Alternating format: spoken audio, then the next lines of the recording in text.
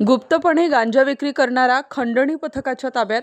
खंडणी विरोधी पथकाची कामगिरी.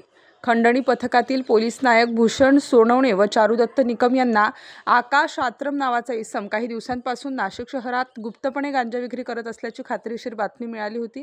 खंडणी पथक हे त्याच्या मागावर होते. आज दिनांक 18/7/2025 रोजी आकाश आत्रम हा लेखानगर परिसरात गांजा विक्रीसाठी येणार होता. त्या अनुषंगाने खंडणी पथकाने लेखानगर परिसरात सापळा लावून आकाशबाबू आत्रम वय 28 वर्ष यास स्पॅक्स हॉटेलच्या जवळ अंबड नाशिक येथे ताब्यात घेतले. आरोपिताकडून एकूण 83,260 रुपये किमतीचा 4 किलो 163 ग्रॅम वजनाचा गांजा हा अंमली पदार्थ जप्त करण्यात आला.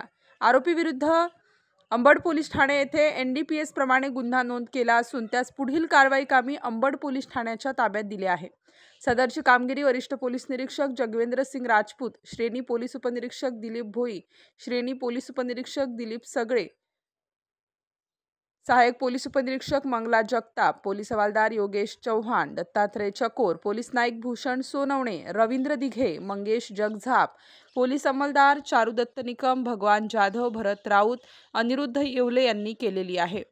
आज रोजी एक्स्ट्रॅक्शन सेलचे PC भूषण सोनवणे यांना एक इन्फॉर्मेशन मिळाली होती की एक इसम गांजा विक्रीसाठी येणार आहे म्हणून.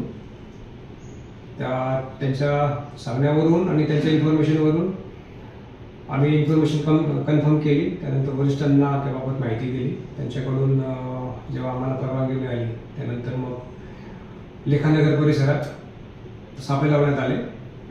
तीन सापळे लावले होते. त्या दरम्यान लेखानगर उड्डाणपुलाजवळ अंबड पोलीस स्टेशनच्या हद्दीमध्ये स्पॅक्स हॉटेल आहे. त्या हॉटेलजवळ एक संशयित इसम दिसून आला. त्याच्या हातात बॅग होती काळ्या रंगाची, परंतु कुठलीही घाई गडबड न करता त्याच्यावर वॉच ठेवण्यात आला आणि त्यानंतर मग त्याला सापळावून अटक करण्यात आलेली आहे. त्याच्याकडून आम्हाला एक 4 किलो गांजा मिळून आलेला आहे, सुका गांजा. सदरचा गांजा हा आम्ही जप्त केलेला आहे. सदरचा जो आरोपी आहे त्याचं नाव आकाश आत्रम आहे आणि तो गोंडवस्ती फुलेनगर पंचवटी येथील राहणार आहे. मागे काही दिवसापासून आम्ही त्याच्यावर वॉच ठेवून होतो, परंतु तो मिळून येत नव्हता.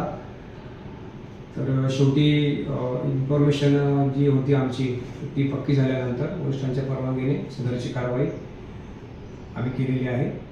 PC भूषण सोनवणे यांनी याच्यात महत्त्वाची भूमिका बजावली. त्याचप्रमाणे सगळे अंमलदार आहेत आमचे, हे त्या काही दिवसापासून त्याच्या मागावर होते. तर आमचा जो ट्रॅप आहे तो सक्सेस झालेला आहे. त्याप्रमाणे आम्ही कारवाई करीत आहोत. Star news bureau, Nashik.